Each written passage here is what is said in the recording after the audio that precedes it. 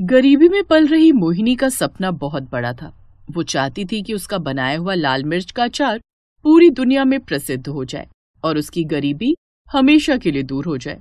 मोहिनी और उसकी माँ एक छोटे से झोपड़पट्टी में रहती थी। मोहिनी की माँ अचार बनाकर बेचती थी। चाची, अचार लेकर जाओ, कल ही बनाए, बिल्कुल ताजा है। अरे नहीं बिटिया, इस अचार की जरूरत तो तुमको है। ये लो, कुछ पैसे रख लो, तुम्हारे काम आएंगे। अरे नहीं चाची, हमको भीख नहीं चाहिए। आप लोग हम लोगों को इतना गरीब क्यों समझते हैं? रहने दे बेटी, हमारी हालत ही कुछ ऐसी है, तो लोग हमें भिखारी ही समझेंगे। बहन जी, आपको अचार नहीं लेना तो जाइए यहाँ से, हमें भीख नहीं चाहिए। वो औरत वहां से बिना अचार लिए चली गई। ये रोज का काम था। दोनों माँ बेटी घर के बाहर अचार बेचती, लेकिन लोग उनसे अचार खरीदने की बजाय उनकी गरीबी देखकर उन्हें भीख दे जाते थे, जो उन्हें बिल्कुल भी मंजूर नहीं था।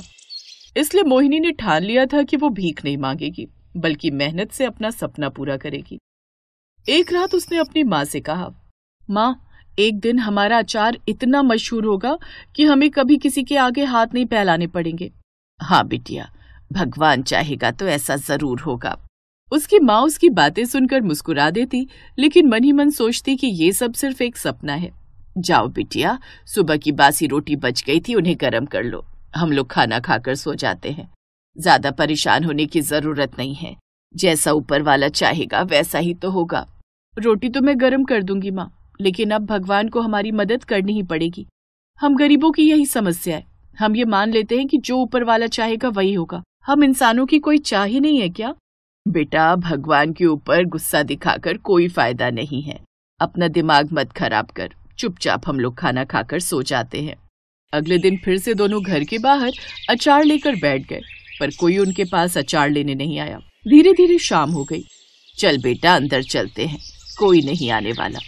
दोनों माँ बेटी घर के अंदर आ गए। थोड़ी देर बाद उस रात मोहिनी और उसकी माँ झोपड़ी के कोने में बैठे अचार के लिए लाल मिर्च को तैयार करने लगे। माँ, क्यों ना हम अचार बेचने शहर चले? जब तक हम ये गांव नहीं छोड़ेंगे तब तक कुछ नहीं होने वाला। लेकिन बेटा, हम इतनी दूर शहर जाएंगे कैसे? कहाँ रहेंगे? हमारे पास तो ज्यादा पैसे भी नहीं हैं। तभी अचानक आसमान में तेज बिजली कड़की और ऐसा लगा जैसे धरती हिल रही हो। मोहिनी की माँ डर गई और उसने घबरा कर कहा, मोहिनी, ये तो कोई अशुभ संकेत है, लगता है कोई बहुत बड़ा तूफान आने वाला है। लेकिन मोहिनी ने अपनी माँ को संभाला और कहा, माँ, डरने की जरूरत नहीं, ये कुदरत का करिश्मा है। तभी उनकी झोपड़ी के पास एक बूढ़ी औरत आई। उसके हाथों में एक छोटी सी मटकी थी और चेहरे पर गहरी झुर्रियां थी। वो औरत थकी हुई लग रही थी। उसने कहा, बेटी, मुझे बहुत भूख लगी है, क्या तुम मुझे कुछ खाने को दे सकती हो? तभी मोहिनी और उसकी माँ दरवाजे पर आए। मोहिनी ने कहा, दादी, कौन हो आप? और इतने भयानक तूफान में आप अकेले कहाँ निकल पड़ी? इस गांव में तो कभी आपको देखा ही नहीं। बिटिया, कुंभ मेला का दर्शन करने के लिए निकली थी। चलते चलते अचानक रास्ता भटक गई और तुम्हारे गांव पहुंच गई। तभी अचानक तूफान आ गया और भूख भी बहुत जोरों की लगी थी। सोचा तुमसे कुछ मदद मांग लूं। अम्मा, जल्दी से अंदर आ जाओ। बेटा, जो भी हमारे पास रूखा सूखा पड़ा है इन्हें खाने को दो, वरना बेचारी चलने की हालत में नहीं रहेंगी। जी माँ। मोहिनी ने तुरंत अपनी थाली में रखी 2 रोटियां और थोड़ी मिर्च का अचार उस औरत को दे दिया। औरत ने वो खाना खाया और मोहिनी से कहा, बेटी, तुम्हारा दिल बहुत बड़ा है। तुम्हारे बनाए अचार में जो स्वाद है वो दुनिया के किसी और अचार में नहीं है। दादी, आपको बहुत जोरों की भूख लगी है ना, शायद इसीलिए आपको हमारा अचार अच्छा लग रहा है। अगर ये अचार सच में अच्छा होता तो लोग हमसे खरीदते क्यों नहीं? बेटा, उन्हें ये सब क्यों बता रही हो? इन्हें चुपचाप खाना खाने दो। खाना खाने के बाद बूढ़ी औरत ने मोहिनी को वो मटकी देते हुए कहा, बेटी, मैं ये मटकी तुम्हें देती हूँ। इस मटकी में एक जादू है। जो भी अचार तुम इसमें बनाओगी वो न केवल स्वादिष्ट होगा बल्कि लोगों को स्वास्थ्य और खुशी भी देगा। जैसे ही अचार बनाकर तुम इस मटकी में रखोगी, लोग इसकी महक से खुद ब खुद खिंचे चले आएंगे और तुम्हारा अचार किसी भी कीमत पर खरीदेंगे ही खरीदेंगे। दादी, इसका मतलब इस मटकी में कोई जादू है क्या? हाँ बिटिया, कुछ ऐसा ही समझ लो, लेकिन ध्यान रखना, इस मटकी का इस्तेमाल केवल भलाई के लिए करना। लालच करोगी तो सब कुछ खत्म हो जाएगा। मोहिनी, पुराने बुजुर्ग लोगों के पास पहले बहुत सारी चमत्कारी शक्तियां होती थीं। आजकल तो ये सब गायब ही हो गया है। ये अम्मा अकेले कुंभ मेले में जा रही हैं। जरूर उनके मटके में सच में कोई जादू ही होगा। इनसे मटकी ले लो बेटा। ठीक है माँ।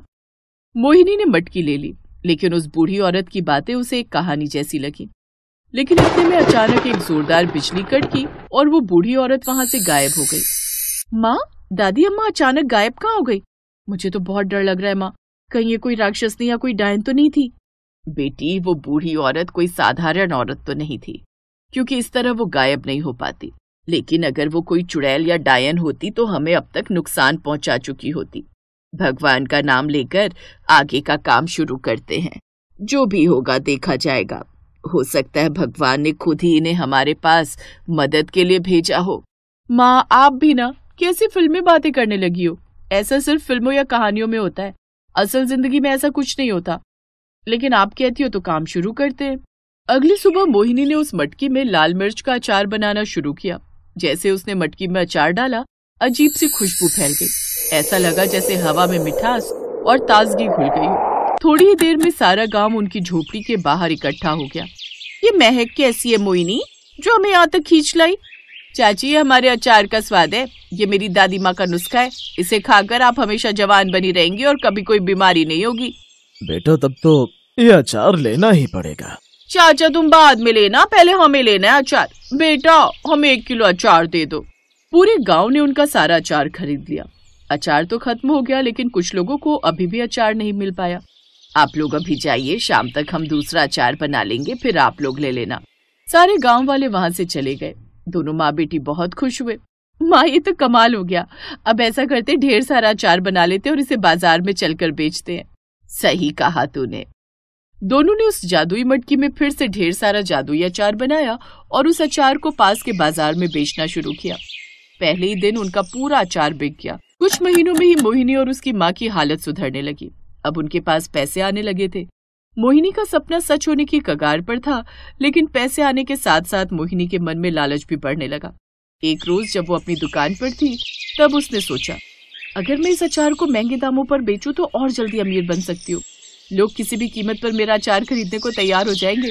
मोहिनी ने उसी दिन अचार की कीमत दुगनी कर दी। ये क्या कर रही हो बेटी? मटकी में अचार क्यों नहीं बना रही हो? माँ, मटकी में बहुत कम मात्रा में अचार बन पाता है। जैसे मोहिनी ने जादुई मटकी का इस्तेमाल बंद किया, उसके अचार का स्वाद बदलने लगा। जो लोग उसके अचार की तारीफ करते नहीं थकते थे, वे अब शिकायत करने लगे। मोहिनी, अचानक तुम्हारे अचार को क्या हो गया? कोई स्वाद ही नहीं मिल रहा। हाँ मोहिनी, इससे अच्छा तो प्याज और नमक लगता है। मोहिनी बिना कुछ बोले घर चली आई। इस तरह कुछ दिनों बाद मोहिनी के पास कोई ग्राहक नहीं आया। फिर उसकी माँ ने कहा, बेटी, तुमने उस मटकी का अपमान किया है। वो मटकी हमें अमीर बनाने के लिए नहीं, दूसरों की मदद करने के लिए दी गई थी। लोगों का स्वास्थ्य सही करने आई थी। सही कह रही हो माँ, अब तो लोग मुफ्त में भी हमारा अचार खरीदने को तैयार नहीं है। मोहिनी को अपनी गलती का एहसास हुआ। उसने उसी रात मटकी के पास जाकर माफी मांगी। हे जादुई मटकी, मैंने कुछ ज्यादा ही लालच कर लिया था। मुझे माफ कर दीजिए। मैं 2 दिन से मटकी में ही अचार बना रही हूँ, पर अब उस अचार में ना कोई स्वाद बचा और ना ही वो आकर्षक महक। लेकिन मटकी ने कोई जवाब नहीं दिया। अगले दिन मोहिनी ने उसी मटकी में अचार बनाकर गरीबों में बांट दिया, जो लोग भूखे थे। उन्होंने अचार खाकर मोहिनी को दुआएं दी। बिटिया, इतना महंगा अचार हमने पहली बार खाया है। तुम ना होती तो हम कभी इसका स्वाद ही नहीं जान पाते। हमारा परिवार 2 महीने से बीमार था। ये अचार खाते ही सब लोग ठीक हो गए। इसका मतलब मटकी का जादू फिर से काम करने लगा। धीरे धीरे मटकी का जादू फिर से काम करने लगा। लेकिन अब मोहिनी ने ठान लिया था कि वो अपने अचार से गरीबों की मदद करेगी। उसने अपनी कमाई का बड़ा हिस्सा जरूरतमंदों को देना शुरू कर दिया। उसका अचार एक बार फिर से मशहूर हो गया।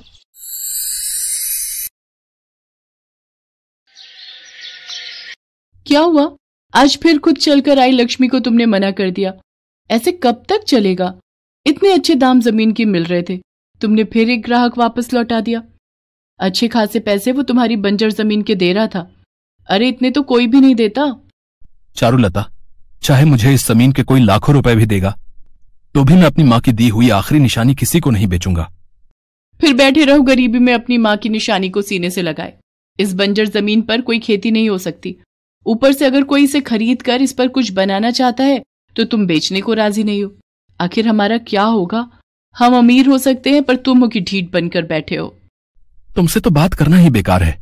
जा रहा हूं मैं, और कान खोलकर सुन लो, मैं अपनी जमीन नहीं बेचूंगा। किशन के माता पिता नहीं थे। उनके पास एक बंजर जमीन का टुकड़ा था। किशन की मां ने मरते समय किशन से कहा था कि वो इस जमीन को उनकी निशानी समझकर अपने पास रखेगा। यही सोचकर किशन ने आज तक अपनी जमीन का टुकड़ा किसी को नहीं बेचा। उसके पास बहुत से ऐसे ग्राहक आते थे जो उसे मुंह मांगा इनाम देना चाहते थे, पर किशन सबको मना कर देता था। यही बात उसकी पत्नी चारुलता को पसंद नहीं थी। वो तो चाहती थी कि वो उस जमीन को बेचकर अच्छे पैसे कमा ले और उनकी गरीबी दूर हो जाए। इसीलिए वो किशन से गुस्से में रहती थी। किशन गांव में मजदूरी का काम करता था और जो थोड़े बहुत पैसे वो कमाता उनसे वो घर का गुजारा करता था। एक दिन किशन किसी काम से शहर गया हुआ था। पीछे से चारुलता ने वो जमीन किसी दूसरे गांव के साहूकार को बेच दी। किशन इस बात से अनजान था। ये लीजिए बहन जी, जमीन के पैसे गिन लो, पूरे 15 लाख रुपए हैं। 15 लाख रुपए? इतने तो मैंने सपने में भी कभी नहीं देखे। ये लो भैया जी, जमीन के कागज। पर मेरे पति को कानो कान खबर नहीं होनी चाहिए कि ये जमीन मैंने आपको बेची है, समझे? चारुलता पैसे देखकर बहुत खुश थी। उसने किशन को अभी इस बारे में कुछ भी नहीं बताया था। पर अचानक अगले दिन वो साहूकार चीखता चिल्लाता चारुलता के घर आता है। अरे तुमने मुझे कैसी जमीन बेच दी जहां पर भूत प्रेतों का वास है? मुझे ऐसी जमीन नहीं चाहिए। मेरे मजदूर काम छोड़कर भाग गए, मेरा कितना नुकसान हो गया। ये अपनी जमीन के कागज पकड़ो और मेरे रुपए मुझे वापस करो। कौन सी जमीन की बात कर रहे हो आप? वही बंजर जमीन जो तुम्हारी पत्नी ने मुझे पूरे 15 लाख में बेची थी। चारुलता घबरा जाती है और साहूकार को पैसे वापस कर देती है। किशन को सारी बात पता चलती है। वो चारुलता की हरकत से बहुत दुखी होता है और अपनी जमीन पर जाकर रोने लगता है। शाम घिर आई थी। किशन एक पेड़ के नीचे बैठा अपनी माँ को याद करके क्षमा मांगने लगता है। माँ बापू, मुझे माफ कर दो। चारुलता की तरफ से मैं आपसे माफी मांगता हूँ। मैं आपकी आखिरी निशानी, मेरी पुरखों की जमीन को कभी नहीं बेचूंगा। मैं कल से खुद इस जमीन पर खेती करने की कोशिश करूंगा। किशन अगले दिन ही कुदाल और फावड़ा लेकर अपनी जमीन पर पहुंच जाता है और अपनी बंजर जमीन को साफ करने लगता है। बंजर जमीन अच्छे से साफ करने के बाद किशन बहुत थक गया था। वो उस रात अपने खेत पर ही सो जाता है। आधी रात के वक्त किशन को एक आवाज सुनाई पड़ती है। किशन देखता है, उसके सामने धरती माता खड़ी है। आप कौन है? किशन, मैं धरती माता हूँ। मैंने तुम्हारा मातृत्व प्रेम देखा है। ये जमीन तुम्हारे पूर्वजों की धरोहर है जो तुम्हारी माँ ने तुम्हें दी। तुमने अपनी माँ की आज्ञा का पालन किया और जो बच्चे अपने माता पिता की आज्ञा का पालन करते हैं वो सदैव जीवन में सफल होते हैं। तुमने गरीबी में दिन गुजारे, फिर भी जमीन को नहीं बेचा। मैंने ही साहूकार को और मजदूरों को यहां से भगाया था। मैं जानती थी कि तुम इस जमीन की रक्षा करते हो और इसे कभी नहीं बेचोगे। आज तुमने अपने सेवा भाव से इस जमीन को साफ किया है। मैं तुम्हारी सेवा से प्रसन्न हूं, इसलिए मैं तुम्हें एक वरदान देना चाहती हूँ। धरती माँ, कैसा वरदान? किशन, आज से कई वर्ष पूर्व तुम्हारे पूर्वजों ने इस जमीन पर मिर्च की खेती लगाई थी, पर गांव में सूखा पड़ गया जिस कारण सारी खेती तबाह हो गई। उसके बाद ये जमीन बंजर हो गई। तुमने इस जमीन को साफ सुथरा करके फिर से उपजाऊ बनाया है। मैं तुम्हें ये जादुई मिर्च के बीज दे रही हूँ। इन्हें अपनी जमीन में बो देना। तुम्हारे खेत में सोने की मिर्च उगाएंगी। उन सोने की मिर्चों को बेचकर तुम फसल के लिए और सामान खरीद सकते हो। फिर इस जमीन पर तुम मिर्च की ही खेती करना। वो तुम्हारे लिए बहुत फलदायी होगी और धीरे धीरे तुम्हारे जीवन के सारे कष्ट दूर हो जाएंगे। इतना कहकर धरती माता धरती में समा गई। किशन अपने हाथों की ओर देखता है। उसके हाथ में मिर्च के बीज थे।